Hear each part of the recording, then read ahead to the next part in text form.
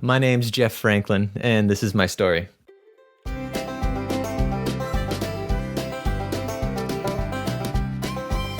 I was driving in from Oregon City, dropping off my wife in downtown Portland, driving over into Beaverton, and then back again. And that was 2 hours in the car every day. And so we moved to close in southeast.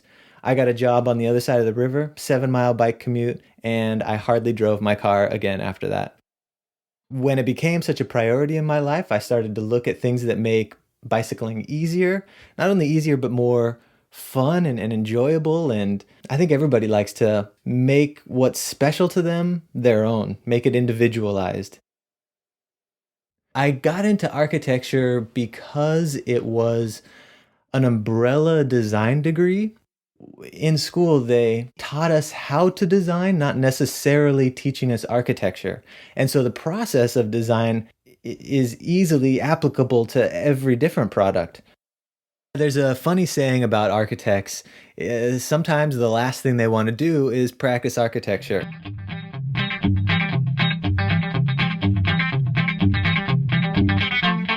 Right now I'm working on a cribbage belt. A belt that is essentially a cribbage board. Take it with you wherever you go, obviously. Keep your pants up, and then when you sit down to play a game, you just unroll it, and the pegs are ready to go. I kind of noticed leather as the point of contact for the human body on the bicycle. And I just looked at every way that you interact with the bike and the sense of touch and how to improve that, how to make it better. I'm also getting into bike luggage, smaller bags, seat bag, and panniers. I did the sides in cedar. It's farmed locally, and it's lightweight. It's also naturally resistant to insects and makes the inside smell even better.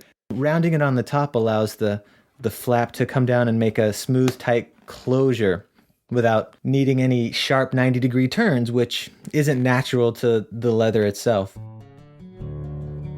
The design is intended to be simplified to the extreme. I wanted to make it as simple as possible. So the overall shape is very geometric. I'm trying to keep the lines very straight and clean. You can look at it as architecture. This is postmodern versus Victorian. I'm trying to respond to the needs and desires of the people who are using the product today. I also try and take advantage of the way that it's constructed so that it highlights the tooling of the artist. I'm trying not to hide flaws necessarily as much as highlight them. I think that the fact that it's made by somebody and that it's not exactly perfect is working in its benefit. I remember one day I was sitting down with my dad, and he looked at me, and out of the blue he said, "You know, they used to hang a man for stealing a horse." It struck me that Portland has this Wild West history that's almost lost in our modern mid-rise buildings. The bike is the modern horse with all of the associated tack that used to go with maintaining a horse. And I'm just trying to bring some of that culture back into the cycling community.